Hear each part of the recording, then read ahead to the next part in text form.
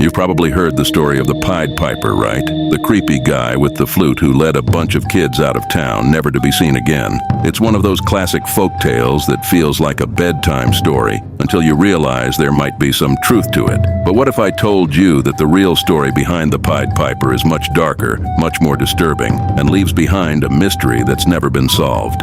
Imagine a small medieval town, Hamelin, Germany. The year is 1284. It's a peaceful little place surrounded by forests and rivers. People live simple lives, mostly farmers, craftsmen, and traders. But all of that was shattered one summer when a man dressed in colorful clothing arrived in town. He wasn't your usual traveler. This guy, with his bright, mismatched outfit and flute slung across his shoulder, stood out. He introduced himself as a piper, a musician, but he didn't just play music for entertainment. His tunes were different, almost magical. He claimed he could get rid of the town's biggest problem, a plague of rats that had overrun Hamelin. Rats were everywhere in houses, in food storage, even in the water supply. The town council had no idea how to get rid of them. Desperate, they agreed to the piper's offer. And here's where things get interesting. The piper took out his flute and started playing. And just like that, rats began pouring out from every corner, following him as if hypnotized. People watched in disbelief as he led the rats through the streets out of town and straight into the Weser River. One by one, the rats jumped in, drowning until there wasn't a single one left. The townsfolk couldn't believe it. Their rat problem was gone, and the piper had done it in just one day. It seemed like a miracle. But when the piper returned to collect his payment, something unexpected happened. The town council, seeing their problem solved, decided not to pay him.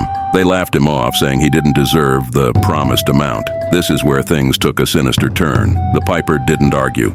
He didn't threaten. He just smiled. A cold smile that sent chills down everyone's spine, and left. But he came back. Oh, he came back all right. It was early morning a few days later. Most of the adults were still asleep.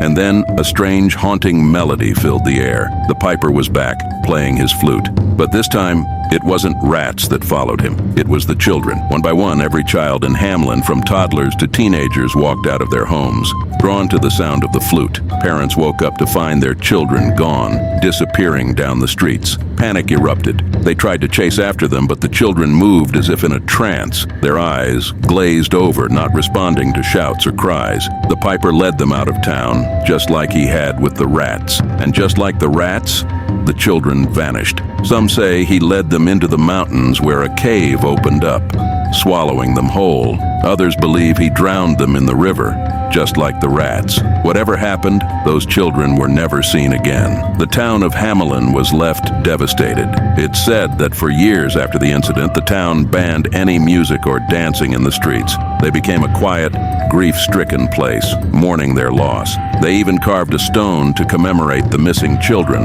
which can still be seen in Hamelin today. But the strangest part, the official town records. One historical entry simply states, in the year 1284, 130 children were led out of town by a piper and never seen again.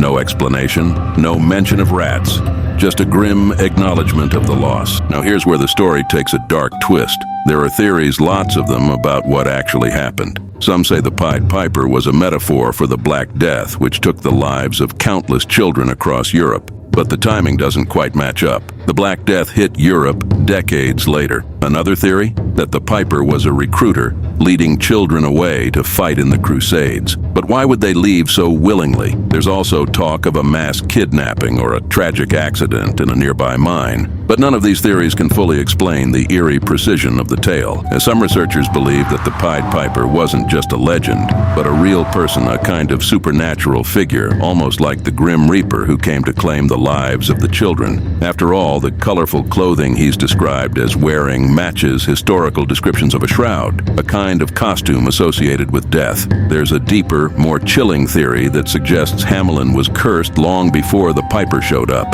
Some believe the town made a dark pact, a deal with the devil, if you will. The children's disappearance was the price they paid, and the Pied Piper, he was just the collector. Today, Hamelin embraces the Pied Piper legend. There's even an annual festival celebrating the story, with actors dressed as the Piper leading a parade through the streets. But for those who know the story's darker side, it's a somber reminder of a tragedy that can't be fully explained. The Pied Piper legend has endured for centuries, inspiring books, movies, and even modern-day horror stories. But what keeps it alive is the unanswered question: what really happened to the children of Hamelin? Was it a punishment, a curse, or something else entirely? One thing's for sure, the story of the Pied Piper is more than just a tale to scare kids into behaving. It's a reminder of how easily trust can be betrayed, how promises can be broken, and how in the end, justice, no matter how dark, always finds its way. So, next time you hear the story of the Pied Piper, remember it's not just a fairy tale. It's a chilling account of loss, vengeance, and the power of a promise broken. And who knows, maybe the Piper's still out there waiting for another town to make the same mistake.